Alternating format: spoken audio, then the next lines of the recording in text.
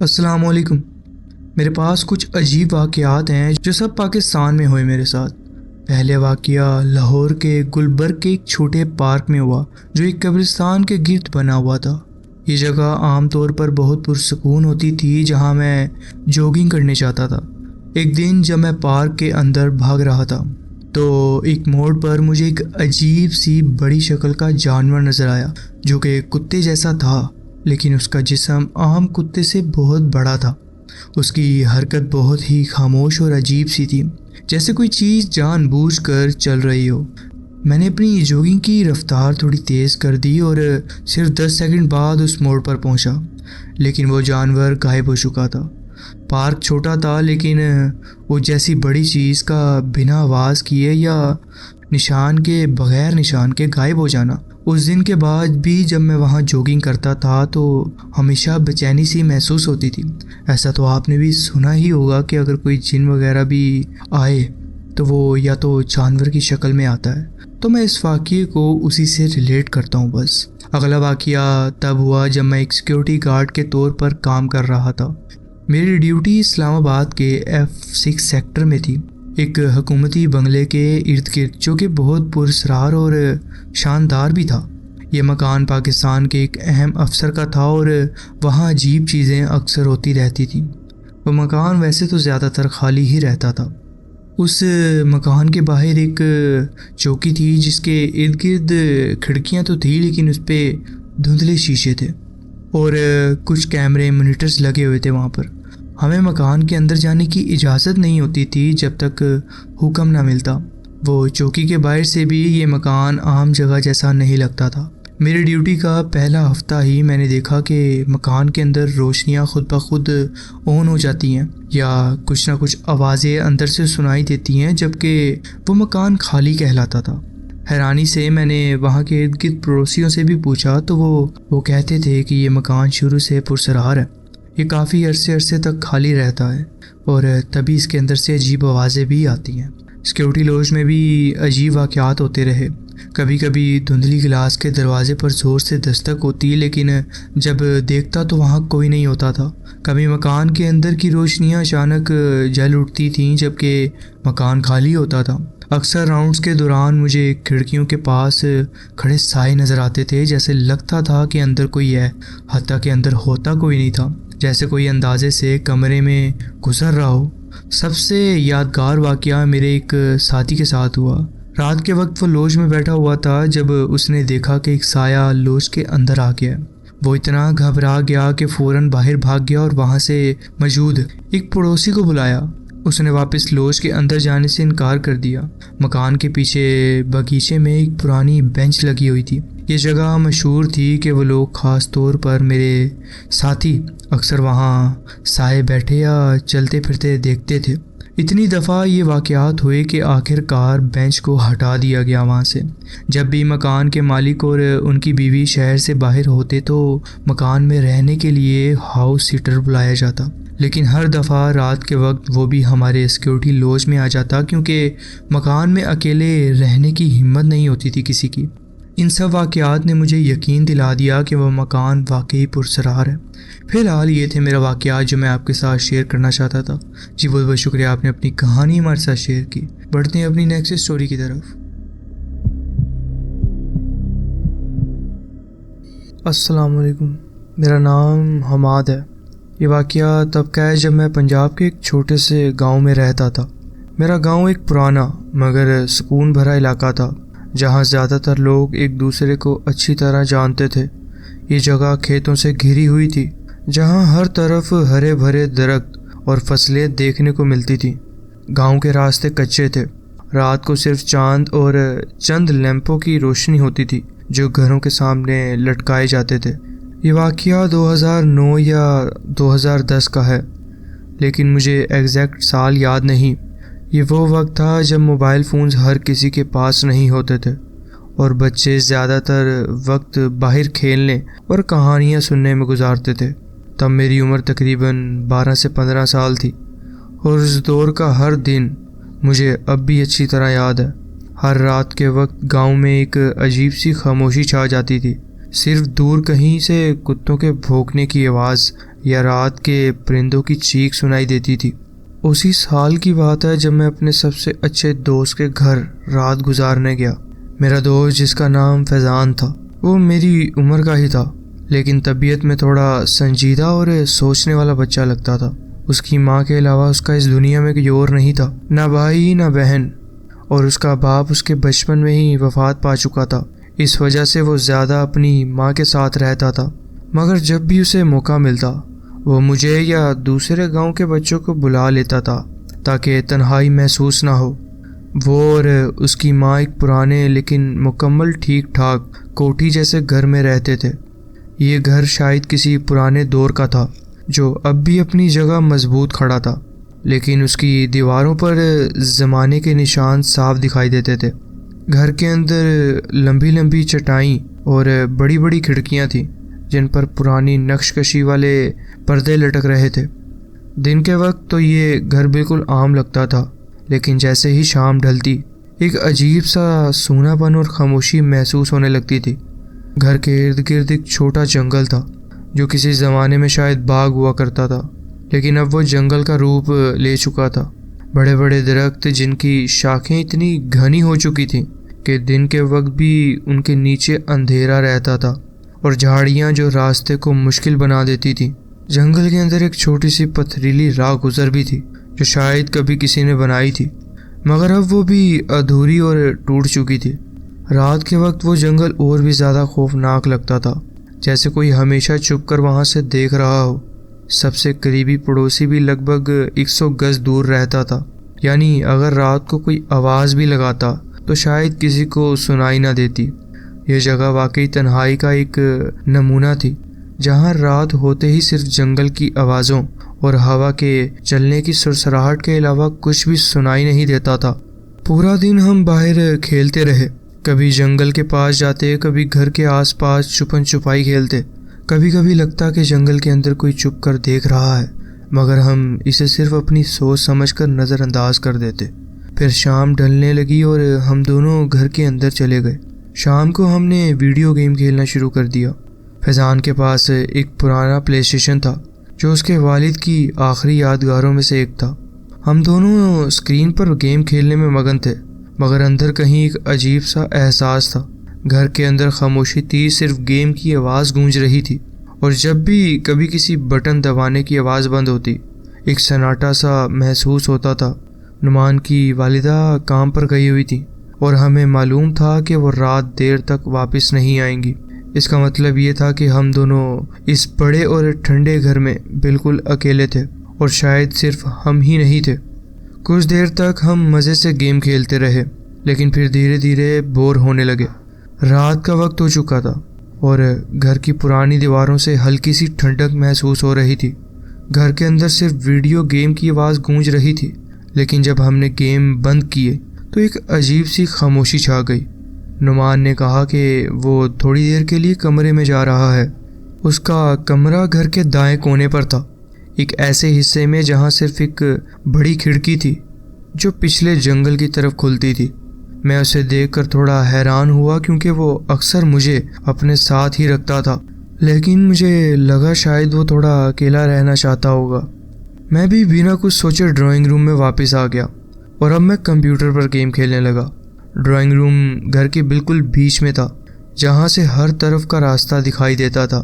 میرے بائیں طرف کچن تھا جو تھوڑا اندھیرے میں ڈوبا ہوا تھا، اور اس کے آگے ایک لمبا ہالوے تھا جو سیدھا فیضان کی ماں کے کمرے کی طرف جاتا تھا۔ میں اپنی گیم میں اتنا مگن تھا کہ مجھے وقت کا بالکل احساس نہیں ہو رہا تھا۔ صرف کمپیوٹر اسکرین کی روشنی اور کی بورڈ کی ہلکی ہلکی آواز آ رہی تھی۔ میرا دھیان پوری طرح گیم میں تھا جب اچانک مجھے اندر سے ٹی وی آن ہونے کی آواز سنائی دی۔ یہ ایک پرانا CRT ٹی وی تھا جو چالو ہوتے ایک تیز اور پتلی سی آواز نکالتا تھا۔ یہ آواز پہچاننے میں کوئی مشکل نہیں تھی، کیونکہ ایسے پرانے ٹی وی جب آن ہوتے تھے تو پہلے ایک پل کے لیے اسٹیٹک اسکرین دکھاتے تھے اور پھر دھیرے دھیرے پکچر صاف ہوتی تھی۔ مگر مسئلہ یہ تھا کہ فیضان اپنے کمرے میں تھا اور میں ڈرائنگ روم میں۔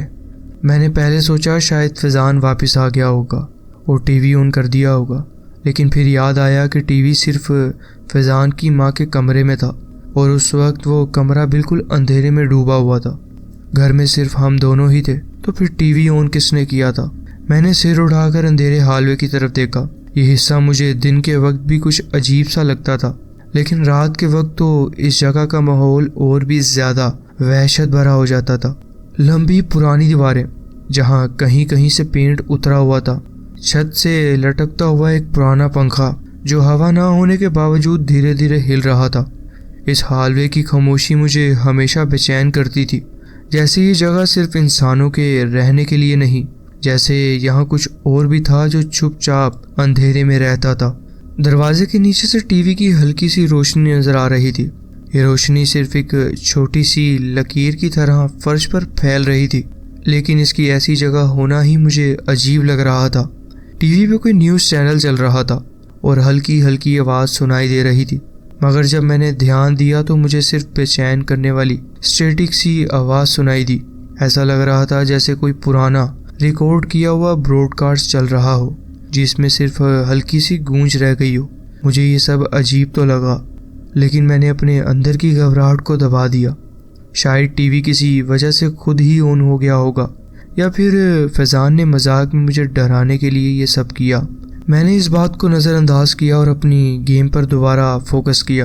لیکن لگ بھگ 10 منٹ بعد ایک اچانک اور بہت تیز آواز سنائی دی، جیسے کوئی بہت بھاری چیز زمین پہ گر گئی ہو.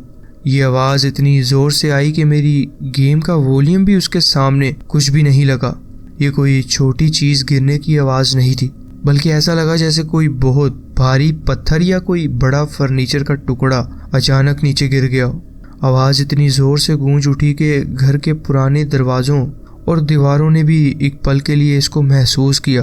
میرے دل کی دھڑکن ایک دم تیز ہو گئی، پورا جسم ایک پل کے لیے سونا ہو گیا.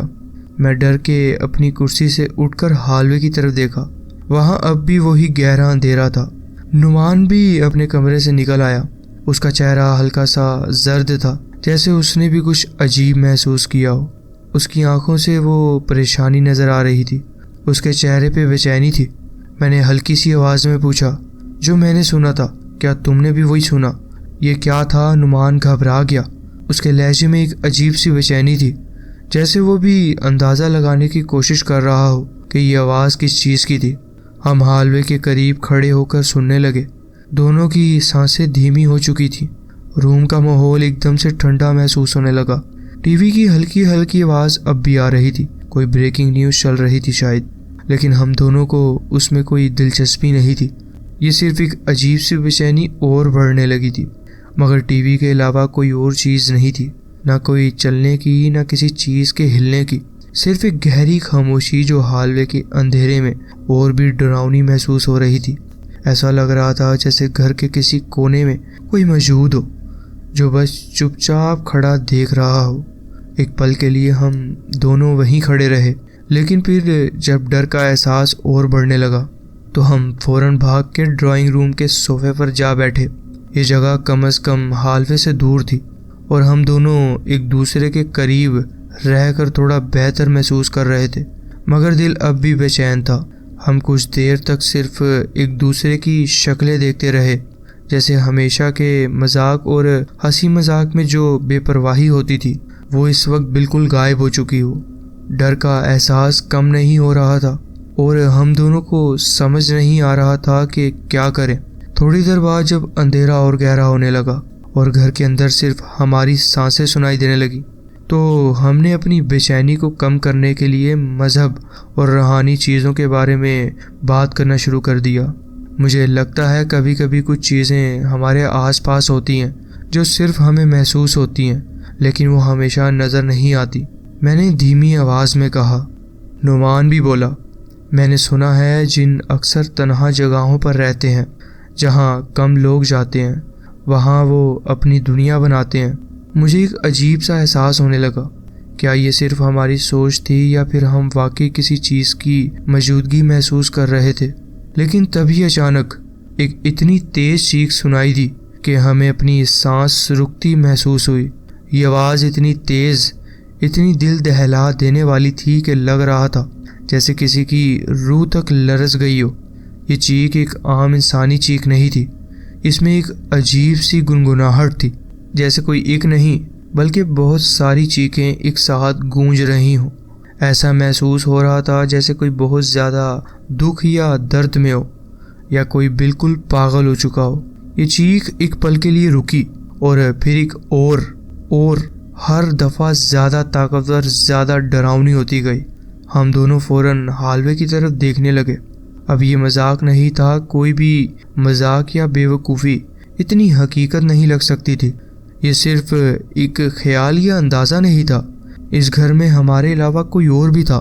میں اس وقت بہت ڈر محسوس کر رہا تھا۔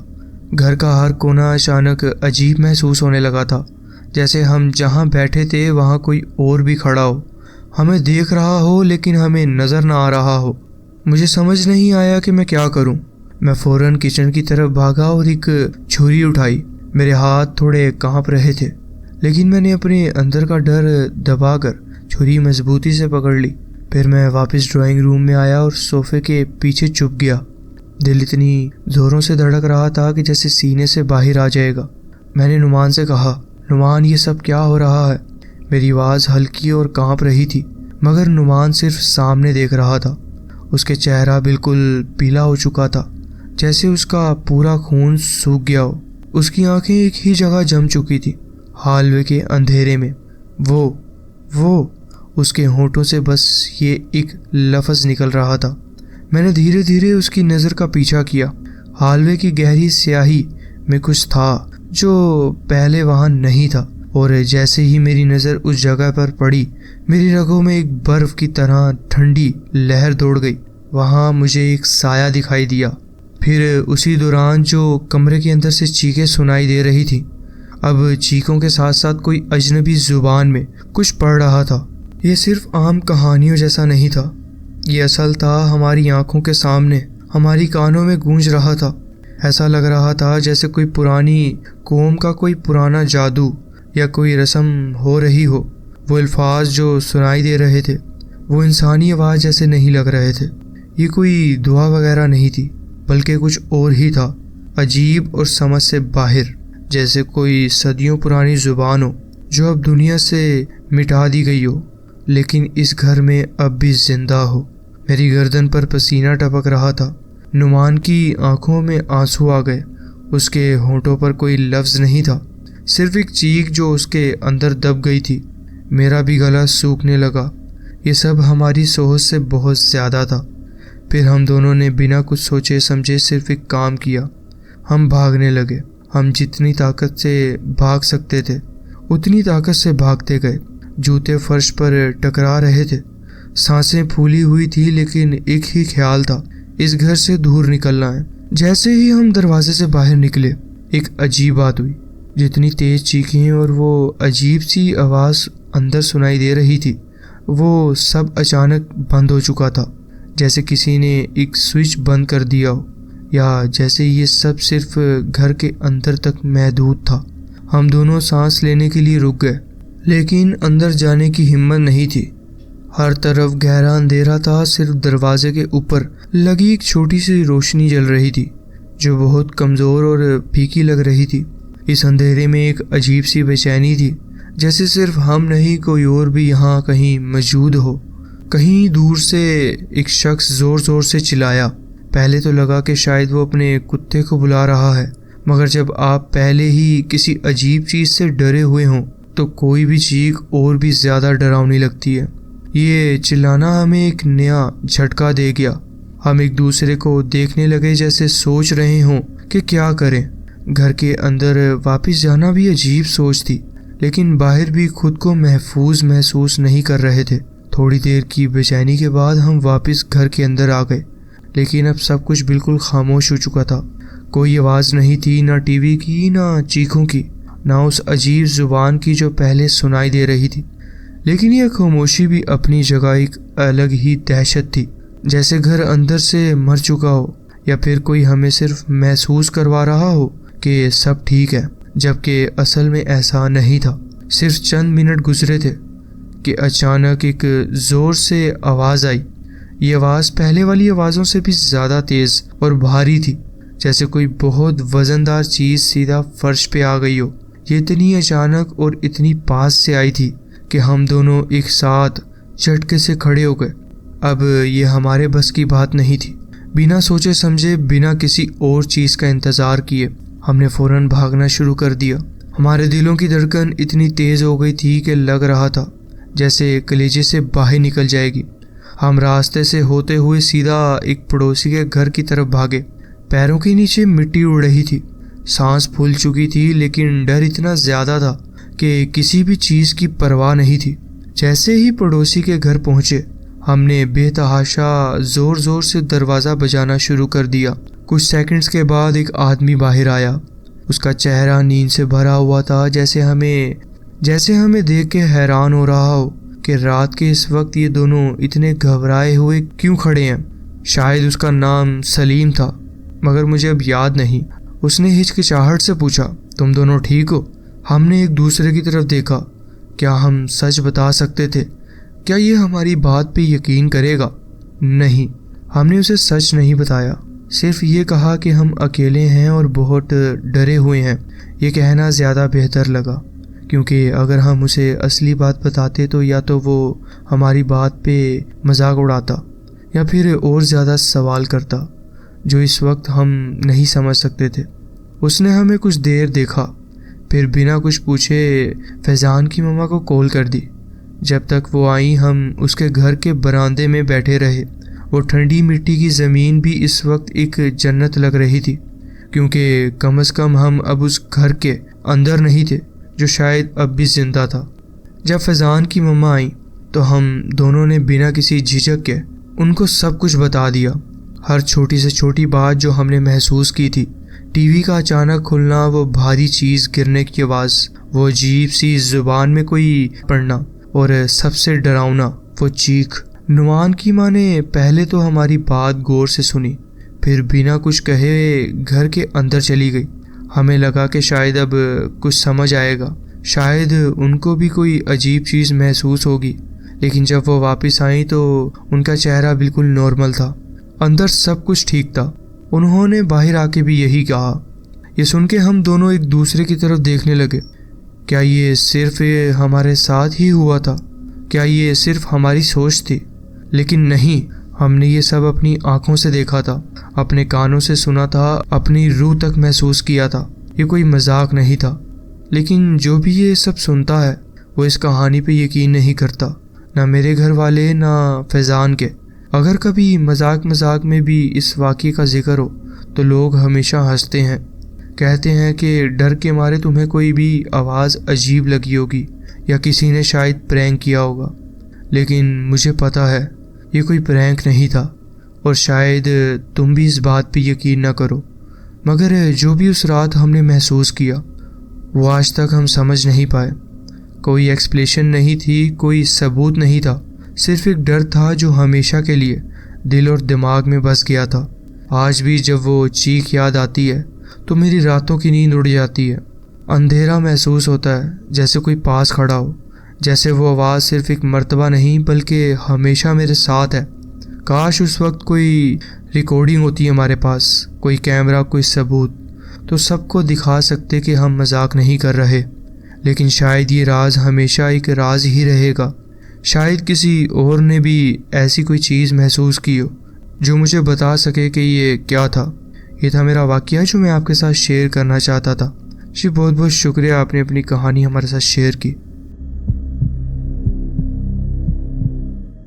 السلام علیکم۔ سالوں پہلے سب کچھ بالکل ٹھیک لگ رہا تھا، پھر میں نے ایک گھر خریدا، اور اس گھر میں جب میں شفٹ ہوا اس وقت میرے پاس 3 بلیاں تھیں، اور وہ جلدی سے ہی نئی جگہ پر ایڈجسٹ کر گئی تھیں۔ پہلا مہینہ بنا کسی مسئلے کے گزرا، لیکن دوسرا مہینہ عجیب چیزیں محسوس ہونے لگیں۔ اس وقت لگ بھگ ہر رات میری بلیاں عجیب طرح سے برتاؤ کرنے لگیں۔ وہ گھر کے راستوں کو گھورتی رہتی تھیں، جیسے کوئی نہ دکھنے والی چیز ان کے طرف آ رہی ہو یا وہ انہیں دیکھ رہی ہو۔ کبھی کبھی جب میں لاہور کے اپنے فلیٹ میں صوفے پر بیٹھا ہوتا تھا اور تینوں بلیاں میرے آس پاس ہوتی تھیں अचानक उनके सर एक साथ उठते और वो एक ही जगह देखने पर मजबूर हो जाती। फिर उनकी आंखें ऐसी लगती जैसे किसी चीज़ को फॉलो कर रही हों जो रास्ते से कमरे की तरफ जा रहे हों। पहले तो मैं समझा कि ये बिल्लियों का एक अजीब शौक है, लेकिन ये रोज़ का मामला बन गया था। छठा महीना आया तो चीज़ें और भी खौफनाक हो गईं। रात के 4 बजे आँख खुलती तो वॉशरूम का शावर पूरी तरह चल रहा होता था। पहले तो सोचा शायद पाइप का मसला है या मैं भूल गया हूँ उसे बंद करना, लेकिन दिल के अंदर मालूम था कि ऐसा नहीं हो सकता। काम से वापस आता तो देखता कि किचन का फ्रिज और ओवन दोनों खुले हुए हैं, जैसे कोई उन्हें खोल कर चीज़ें देख रहा हो उनमें। मेरी बिल्लियाँ जो कि आमतौर पर खेलने वाली और फ्रेंडली थीं, वो बिस्तर के नीचे छुप जाती और साफ दिखाई देता कि वो डरी हुई हैं। थोड़ी देर बाद रात को उठता तो देखता कि हर टैप से पानी बह रहा है। किचन, बाथरूम, हत्ता कि हमारा बेसन का नल भी वहाँ बह रहा होता था उससे पानी। घर की चाबी किसी और के पास नहीं थी और मुझे कोई समझ नहीं आ रही थी कि ये सब कैसे और क्यों हो रहा है। आखिरी कुछ हफ्ते सबसे ज़्यादा खौफनाक रहे मेरे लिए। मैं हल्की हंसने की आवाज़ें सुनता डोर के पीछे से, जैसे दरवाजे से कोई हल्की मुस्कुराहट या खिलखिलाहट हो, जबकि मैं अकेला रहता था इस घर में। ये आवाज़ें रोज़ नहीं होती थी, लेकिन इतनी होती थी कि बेचैन कर दें। अक्सर रात देर तक या सुबह सुबह ये आवाज़ें सुनाई देती जो घर में गूंजती रहती थी। आखिर मैंने फ़ैसला किया कि यहाँ से निकल जाऊँ और उसी गली में सामने वाले घर को ख़रीद लूँ। जब मैं चला गया तो वो किराए के घर काफ़ी अरसे तक खाली रहा। किसी ने भी उसे किराए पर लेने में दिलचस्पी नहीं दिखाई। मैंने ये तजुर्बा किसी से शेयर नहीं किया, लेकिन आज भी कभी कभी उस घर की तरफ देखता हूँ तो खिड़कियों के अंदर से साया हिलता हुआ नज़र आता है मुझे। ऐसा लगता है जैसे कोई सिर्फ मुझे ही घूर रहा है, जैसे कोई अंदर चल रहा है वहाँ पर, जबकि वो घर खाली होता है। अब तक समझ नहीं आ सका कि वो अजीब हरकतें हैं, बिल्लियों का बर्ताव और वो खौफनाक साए क्या थे। ये सब सवालात छोड़ गया और कोई जवाब नहीं मिला मुझे अब तक। फ़िलहाल ये थे मेरे वाक़यात जो मैं आपके साथ शेयर करना चाहता था। जी बहुत बहुत शुक्रिया, आपने अपनी कहानी हमारे साथ शेयर। तो जी फ्रेंड्स, ये थी आज की स्टोरीज़। आप कमेंट्स में ज़रूर बताएं कि आपको ये स्टोरीज़ कैसी लगी। अगर आपको ये स्टोरीज़ अच्छी लगी हो तो वीडियो को ज़रूर लाइक कीजिए और चैनल को ज़रूर सब्सक्राइब कीजिए और बेल आइकन को ज़रूर प्रेस कर लीजिए ताकि आगे आने वाली कहानियाँ वीडियोज़ आपसे मिस ना हो। अपना ख्याल रखें और मिलते हैं नेक्स्ट वीडियो में। अल्लाह हाफिज़।